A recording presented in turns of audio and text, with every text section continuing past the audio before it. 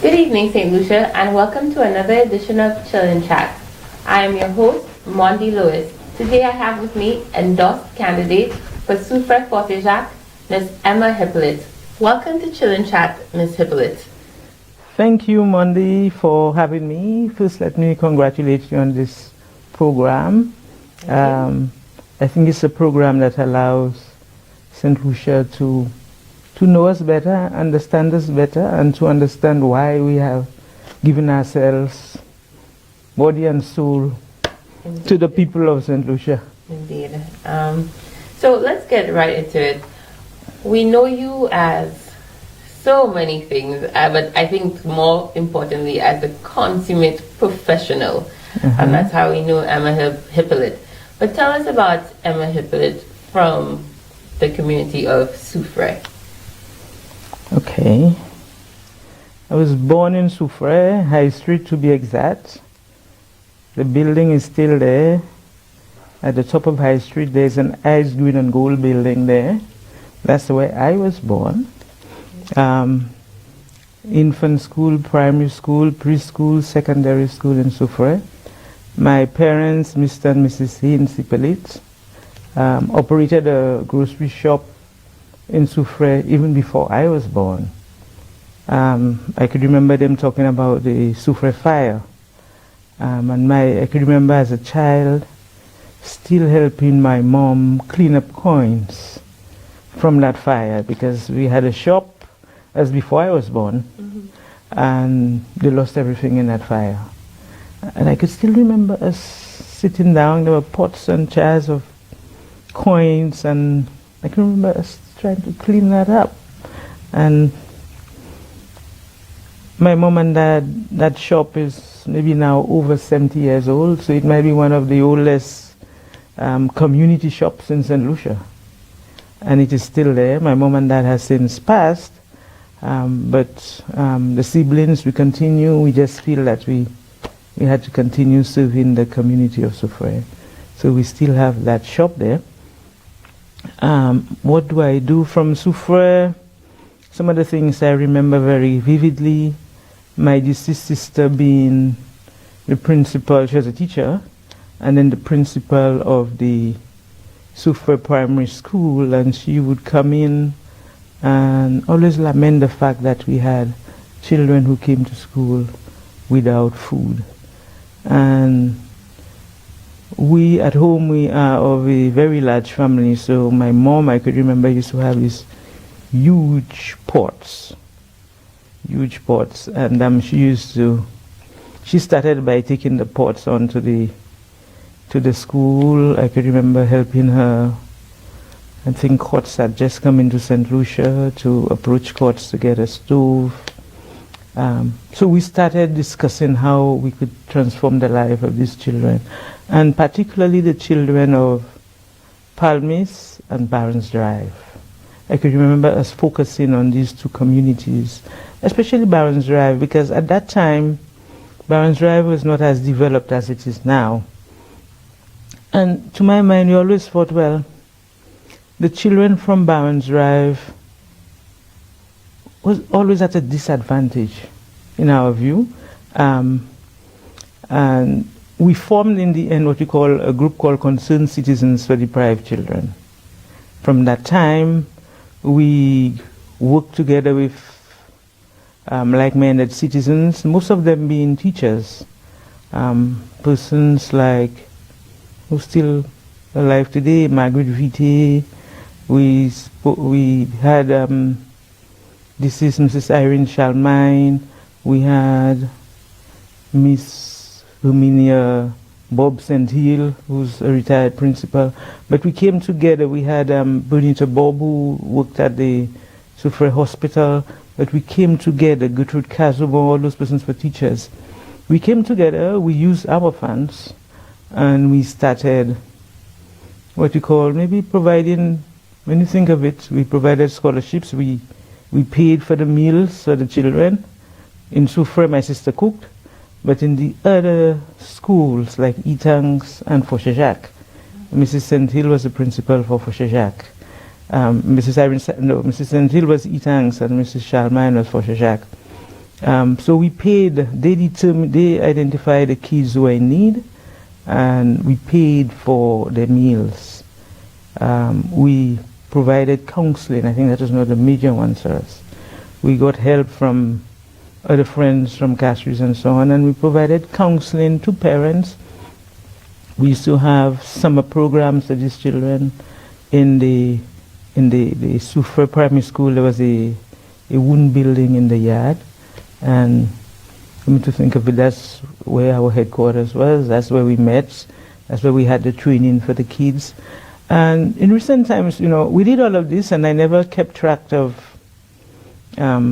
When I left Souf, we had a bank account. We did all of these things. And in recent times, when I started saying, well, what happened to the children that you sort of helped? And I was pleasantly surprised at some of the persons who were the product of concerned citizens of deprived children. So I'll not call their names, but they know themselves. And it gives me great joy to know that we were able to impact the lives of these children. So when I think of where it started, I think it all started with the example that was set by my mom and dad. My mom in particular, who, she never said much as a person. When I reflect, she never said much in terms of guidance, but she always did.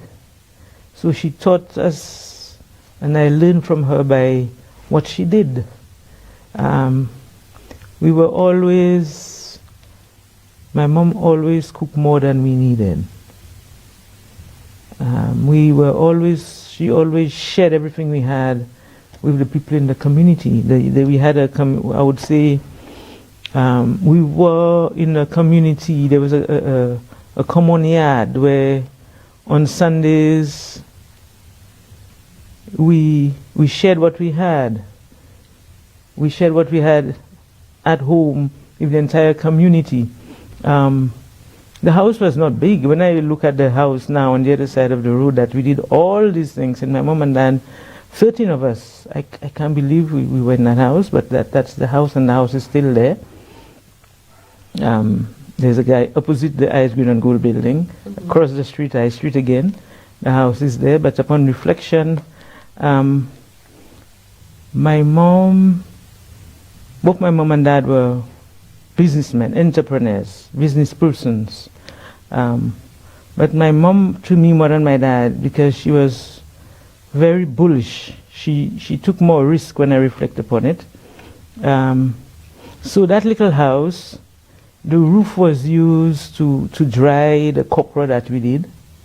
There was a little room in the house where the dry copra was stored until we sold it to the Souf copra factory. The entire community came to help us shell the copra when we were shelling it.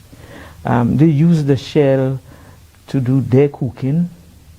So it was what you call the recycling. When I think of what we talk about now, about recycling, using every part of the copra, that is what we were taught. My mom did copra, we did cocoa, and it's the same thing. We used a community thing. We went in, both for copra and for cocoa. I could remember we went to school, but we knew that because we used the sun to dry both the copra and the cocoa. And we knew, and the teachers knew, that should we had a change in the weather, that we had to get out from the school and help to bring this thing inside to take it off the rain. So we did that, and even some of the school children would come and help us. So we are part of that community. And when I reflect that up to now, when I look at what is happening to the Souf copra factory, my mom and dad were members of the Souf factory. Now I have grown up and become a farmer. I'm part of that Souf factory. And when I look at it, you sort of assess sometimes where we could have done better with some of the resources that we had upon reflection. Because the Souf factory was a factory the institution in the town that actually employed the most persons at one point. We produced the magic oil. And we missed an opportunity somewhere along the line to improve. I remember we were doing oil, we were doing soap, the blue soap. And then when I compare what we were doing in Souf versus what was happening in Dominica, and at one point Dominica then invited, I think it was either Palmolive or one of these large corporations to come in to have shares. So they improved on theirs. And while we continued, we went into the manufacturing of plastic bottles in terms of bottling the oil, but somewhere along the line, I felt the management, part of it went to Viewfort, but somewhere we missed an opportunity to allow the factory to get into new areas. There was a challenge with the copramide at one point, and we did not, as a government at the time, focus on, look, how do we add value to that product?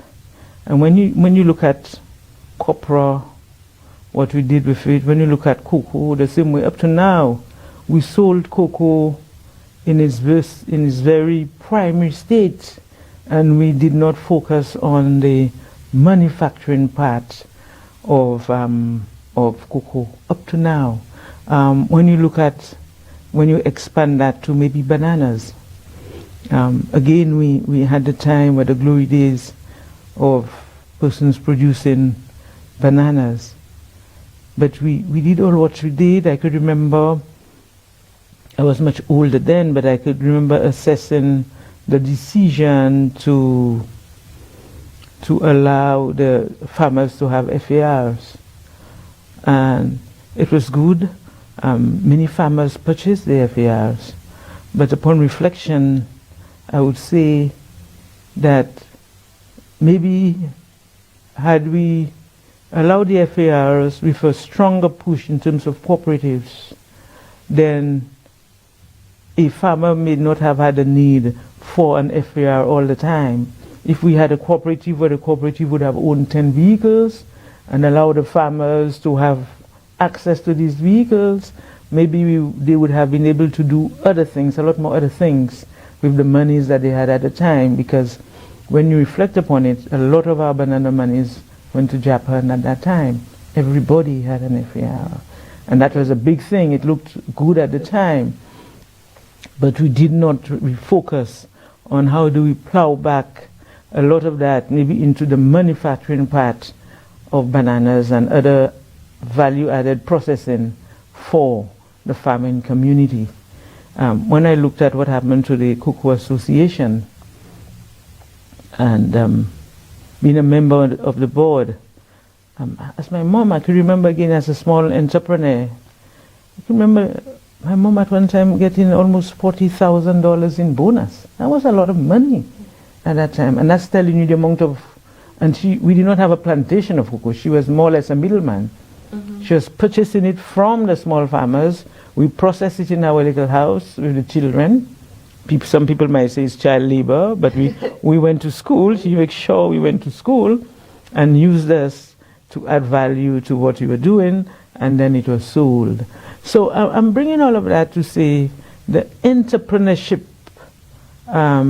qualities that sometimes we miss and we now have to refocus on.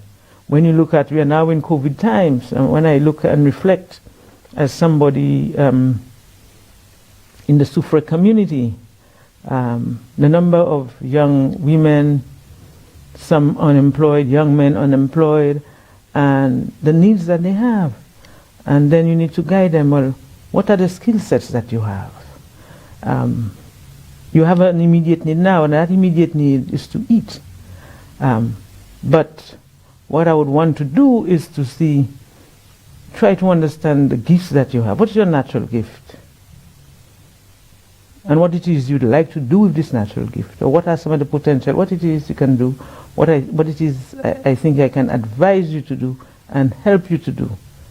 And then we come into the big challenge of government policies in terms of having enough funds for those persons to go on their own.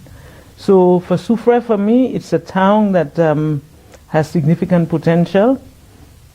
When I look at High Street, when I look at some of the changes, I pass there all the time. I talk to the boys on the block.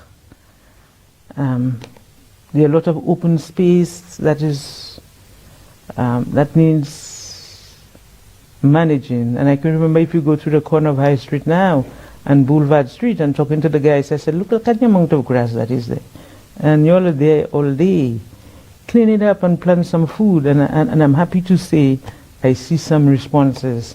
And I'm seeing some banana trees planted in that corner. And that is how we need to transform our towns and villages to allow us to use what we have and to allow to cause our people to understand that we can use the resources that we have and work together to improve our lives. But Emma, you spoke about, again, your early days, and it seemed to be a very enterprising community. And I mean, for your mother to have made that kind of profit then, I can never forget that. Yes, in saying in terms of the missed opportunities, because if you were there then, yes, we should be further along. Yes, and you're correct. And I'm saying that as I'm saying now because with the knowledge and understanding business now, and I reflect, and I'm saying that the technology that we have now that we did not have at that time. I could remember as a child when my mom was doing the cocoa, because she did a little bit of value added apart from selling to the cocoa association, the first grade. Because we had to sit down as a family and clean up this thing in the sitting room, in the same space. Everything was happening there. As the time it is the sitting room, it is the time that it is the factory to clean up the cocoa. That's what it was. We are using limited space for different things when I reflect upon it. So we process, everybody on the train, we know how to process this thing. Those that are broken goes on one side, the whole ones go on that side, to be processed and to be sold in castries. The second grade, we as the kids had the responsibility for our parents to process it. And I can remember as a child sitting, whether it's the Saturday, all day on the sidewalk because there's no room in the house, with a motor pestle pounding cocoa. And then we had some persons on the other side with a sort of a little processor processing. And my mom would be sitting all day doing the final product. And that's what we did in the house. So we learned how to do that. My mom also sold coals. We used to purchase at that time. And she sold coals in the community. When you look on a Saturday, she used to bake cakes. And it was sold in our community shop. Your mom did everything. She did everything. That's what I'm saying. Even before that, I can remember when there was not everybody not have a fridge. I can remember as a child, my mom used to do the squash, which is a lime squash, and that was sold in the shop. Can you imagine selling lime squash? But that is what happened. So it is an opportunity. We're saying that you need to start small. You need to look at what you can do, and how do we place an environment, and I think that is where the issues are. How do we create an environment where we can support each other? Even now in the office, as a potential rep for Soufrière, I always try to encourage persons that I see who sit down. There is Sharon underneath the opposite the hydro, selling Chanova and Lababad, which is a Soufrière specialty. And I always try to support and encourage her, because that's a unique product. And how do we take that Lababad in particular, that is enjoyed by all and sundry? How do we work with her and the Bureau of Standards to give a product that has an extended shelf life, and how do we brand it, and that becomes a Soufre specialty. Well, Emma, you've really gone into a very heavy part of the discussion, and I mean, again, about your childhood, the entrepreneurship displayed by your parents and even by you, and that now of the Soufre community. But we have to take a break.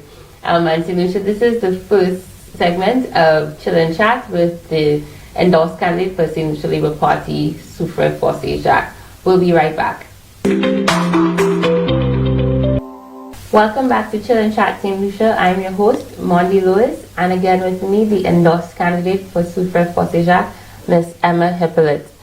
We had been speaking about her early days in Soufre with her parents, and just literally the enterprising spirit that you got from your family. Now that you say that you're a farmer, and even what you see within the community and how we translate that into something that's value added and ready for export.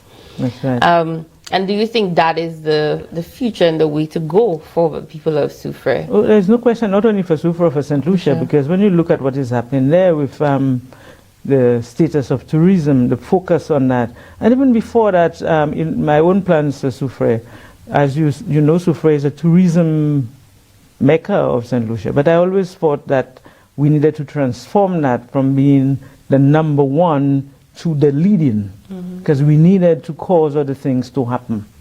And COVID just provided the opportunity. A lot of people see it as a challenge. I see it as an opportunity for St. Lucia to refocus itself. I think so. And when you look at what is happening in Soufre now, huge unemployment. A lot of our young men, young women are unemployed. And how do we get them to look at their skill sets, and as a government, how do we support them in the interim? Because in the short term, they need to eat. But then how do, in the short term, what programs do we put together to try to look at the skill sets in the towns and villages around St. Lucia, and how do we reposition ourselves into causing our young persons to understand that you have a gift, you have hobbies, we need to be retrained and take that to a new level. How do we use the digital world? How do we open our markets? Because we only have 170,000 persons. But how do we take whatever we have and try to refine it to a point that we can export it to the world? And that is why, within the Ministry of Commerce, I paid a lot of attention to the Bureau of Standards, because this institution is extremely important for us going forward. That is why we established TIPA, the Trade Export Promotion Agency, and now it is Export St. Lucia. That is why we set up these things. So this was done under your tenure as Minister? Yes, Trade Export Promotion Agency was established. So you had already been thinking about this 10 years ago? Yes, we need to move. We need to sell. If you don't sell, if you don't manufacture, if you don't create, I always tell persons, if you don't improve, if you don't increase one way or another, if you remain stagnant, you're going to die. So we need to create, we need to improve, we need to manufacture. And one of the things I found that we had difficulty getting all of St. Lucia to understand that Chamber of Commerce, you are in the retail sector, but you need to understand that as a country we need to move forward together. And consequently, you need to give some help to the farming community. We are seeing a little of that now with the Massy chain of stores, but there's still a lot more of that to happen. To take the product of our farmers. I can remember when we started looking at working with the poultry farmers, to say when Dr. Anthony, the Ministry, and Musa in the Ministry of Agriculture, how do we bring our quota up? And instead of some members of the community trying to work with us, they were quarreling about the standards and the quality. And I guess the whole thing for them was the bottom line.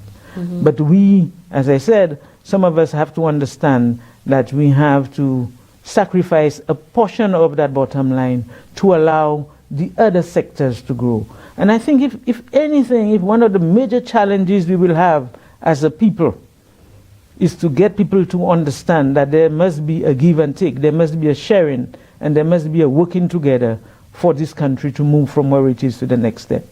And I remember very clearly engaging Court St. Lucia for the furniture manufacturers, so that we could sit around the table and say, look, how are you going to increase your quota of local furnitures? And we were able to achieve that. I'm not sure, there were a lot of things that we were planning to do at that time, because I remember being on a flight with one of the CEOs of Court St. Lucia, and I was saying, but you know, an expensive casket here is almost $15,000. But surely our furniture people should be able to do this. So how do we work with them to give them the right tools so that we don't have to import? Oh, so these things are imported? These things are imported. Some of these things are imported. And I'm saying, you know, so you give these persons the ability. I remember visiting most of the factories. And, you know, I was very pleased to see what had happened at, I think it was Rosary. You had a gentleman up in Grosile. You had, and the guys did quality work. Yes, we have Victor Lascaris. He always speaks about you. Who does the lingerie? That's yes, the and thing. the bathing suits. You know, that's right. That's right. This gentleman again, wow, I got goosebumps. Because the gentleman, Mr. Lascaris, I used to be at the NIC, and there was a whole issue of this issue in Dennery of the closed factories. And I can remember him coming to me saying, Miss, can you help me get, and I used to send the security with him to get access to the material that was just left in the factory. And look at how he has moved and turn it, you know, when you look at the products that he has. I still think that there is room for that, and that is why, again, when you go on that end, I formed the St. Lucia Fashion Council, because I believe there was room for persons in the soft fabric furniture thing to come together as a council and start determining the type of product lines that they needed to sing. And I think they needed help more or less to access quality fabric. And that is the help we need to give our persons on the ground. We need to help them, we need to give them the environment to do so. And that is some of the changes I was trying to do within the Ministry of Commerce.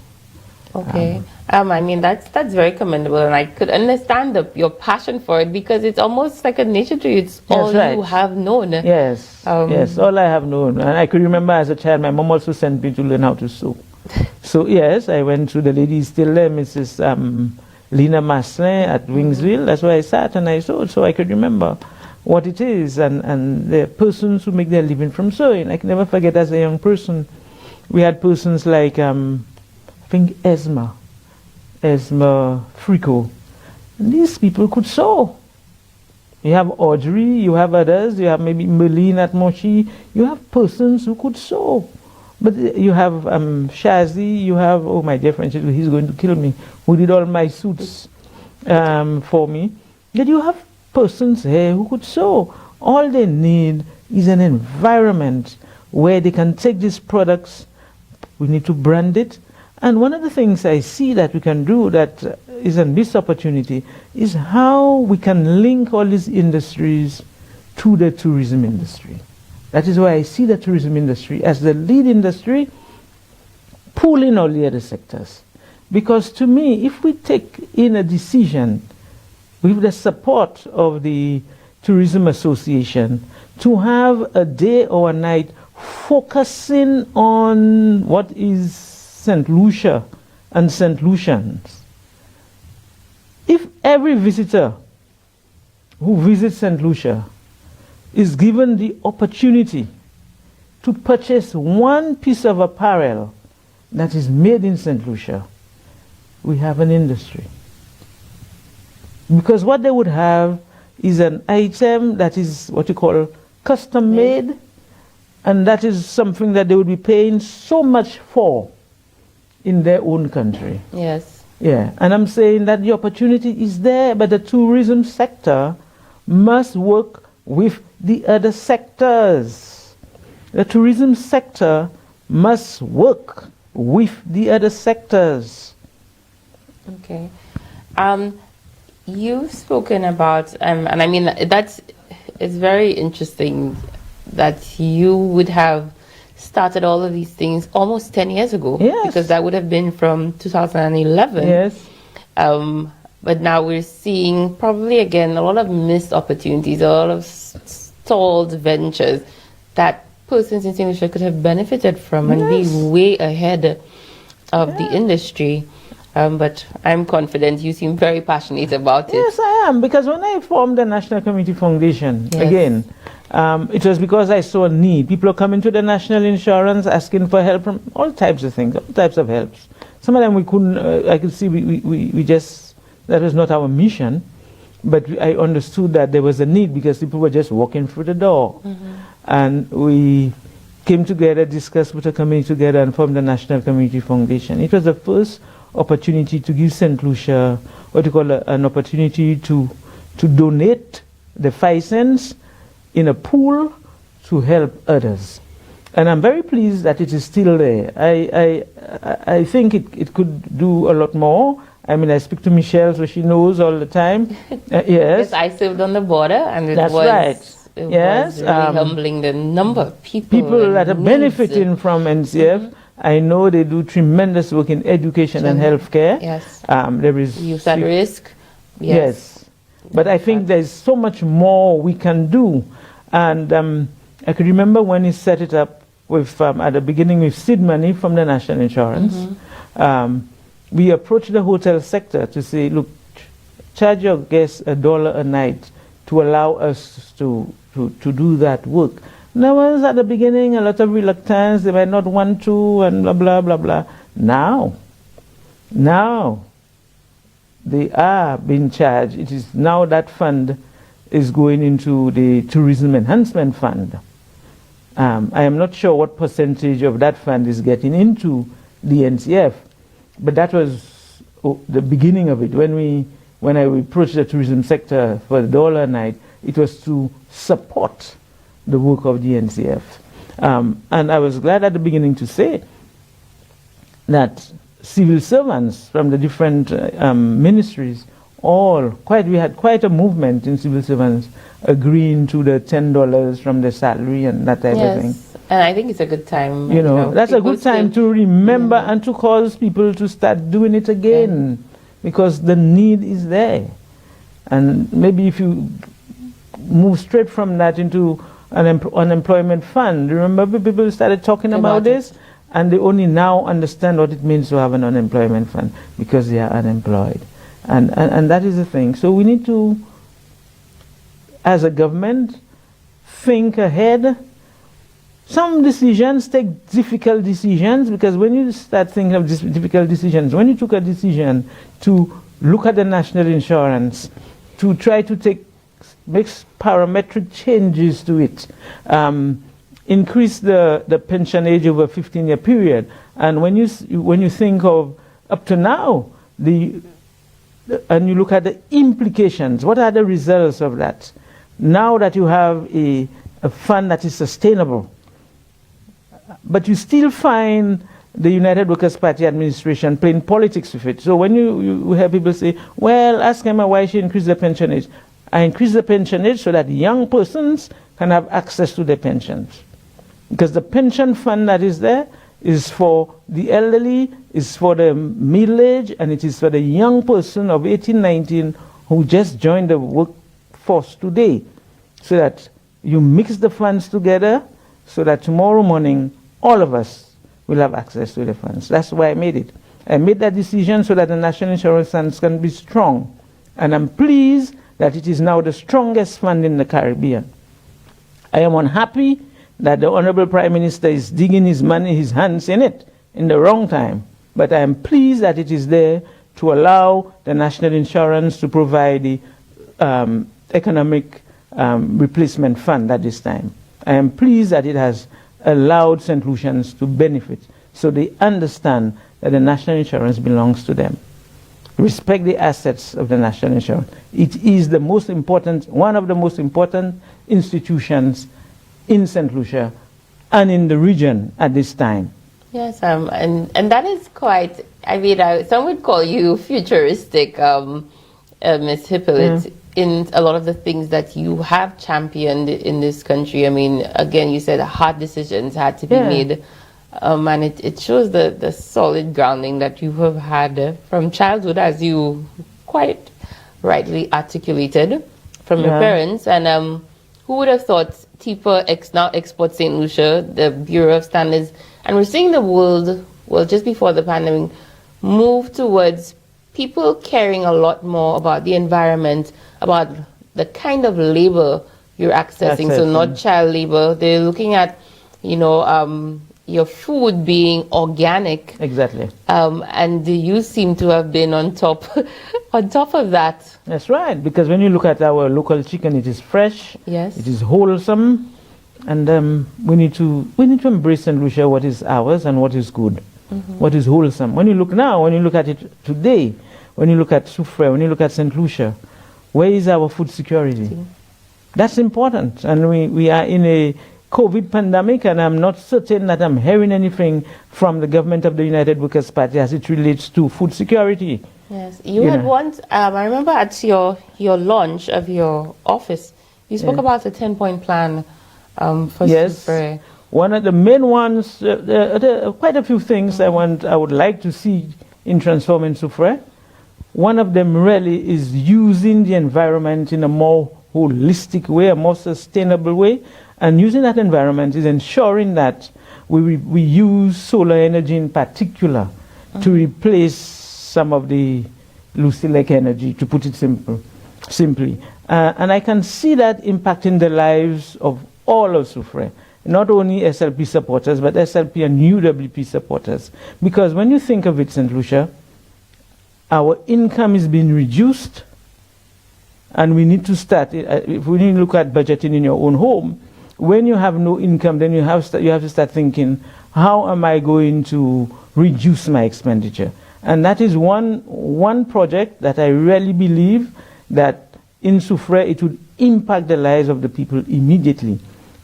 When you look at the Palmist Housing Project, when you look at most of the projects, when you look at Barron's Drive, because the houses are so close, that is a moment for us to pilot solar energy in these communities and immediately reducing the electricity bill of those persons significantly. And then you give them that savings so that they can use it to do other things in their lives. That's important for that.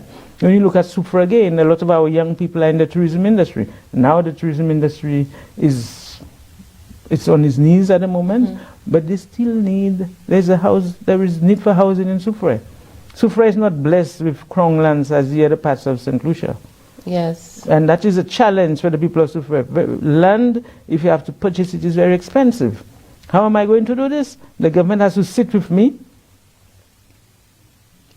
and cause us to identify land to allow young persons from Soufre, persons who do not have a home, to have access to land so that they can build their homes using the same environmentally friendly homes. Yeah, it's just really unfortunate that everyone who visits St. Lucia comes to Soufre. Yes. But that tourism dollar, you really is not trickling down. You don't see that Soufre has benefited enough.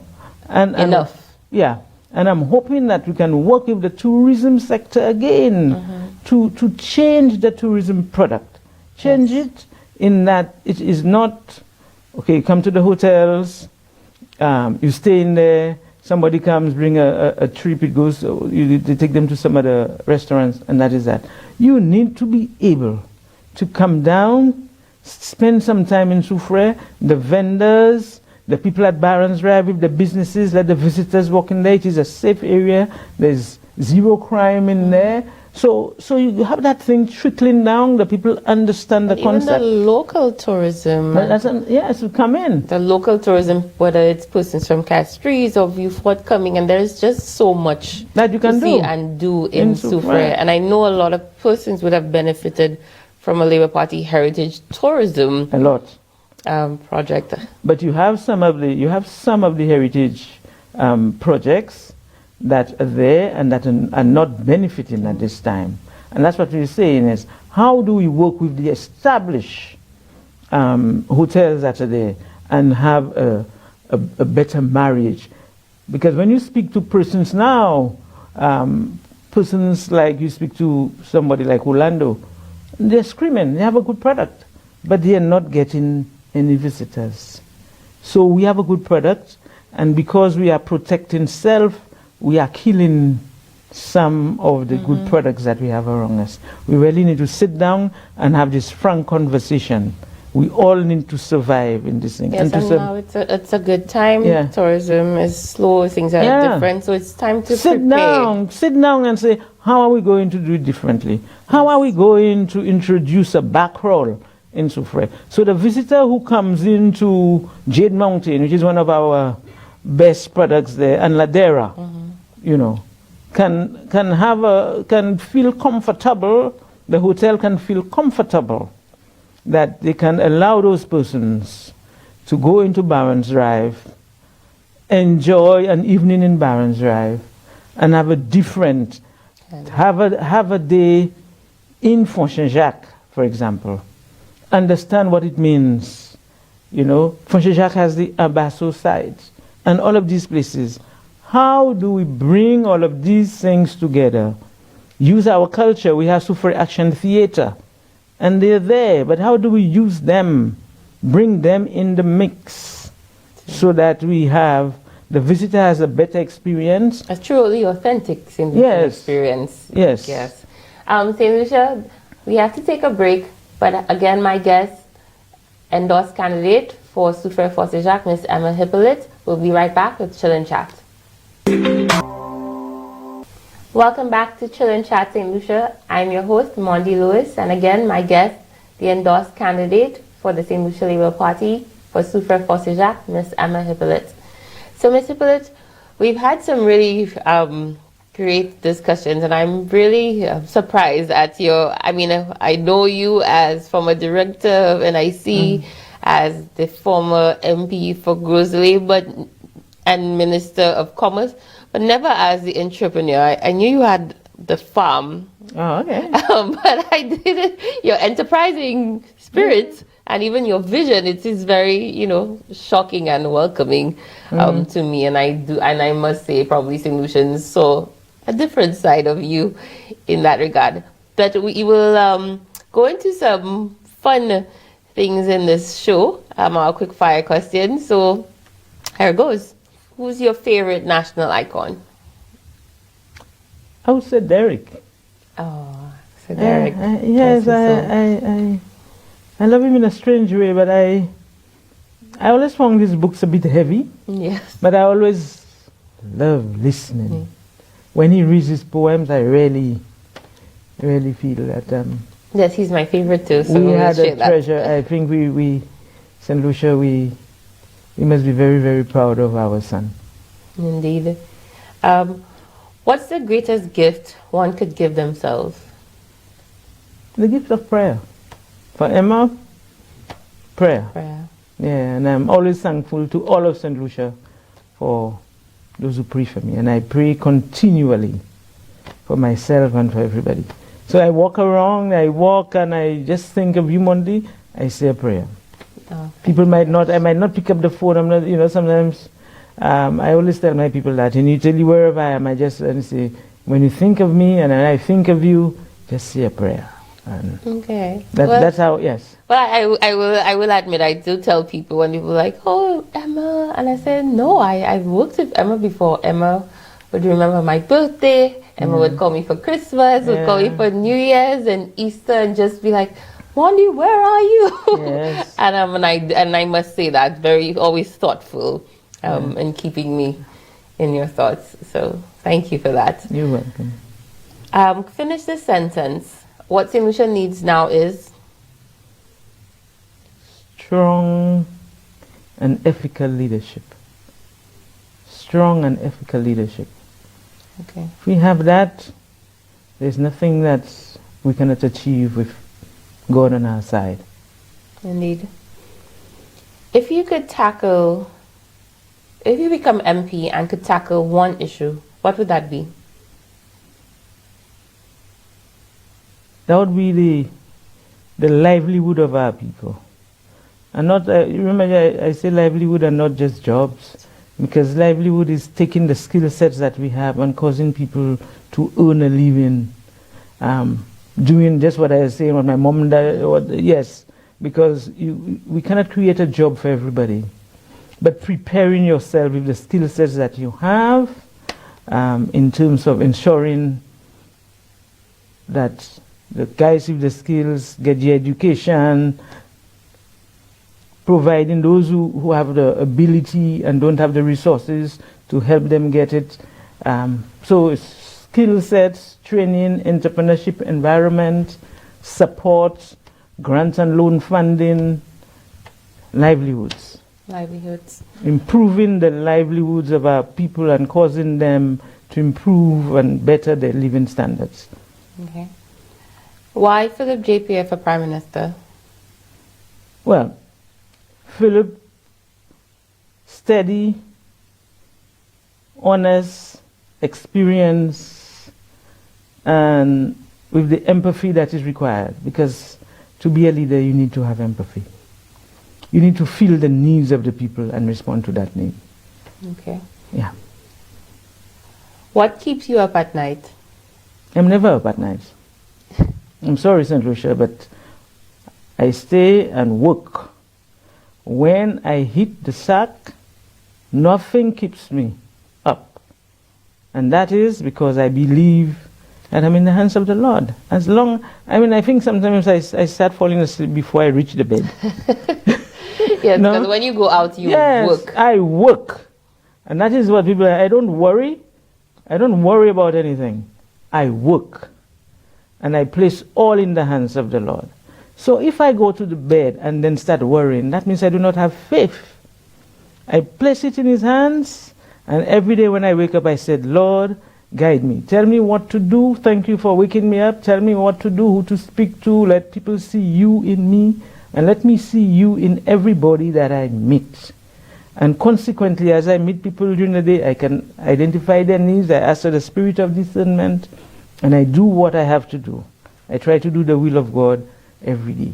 So the concerns, if you ask me what are my concerns, the concerns is how do I take the skill sets that the Lord has given me, and how do I take the skill sets that the Lord has given individual people, and how do I bring it together for the benefit of all the people.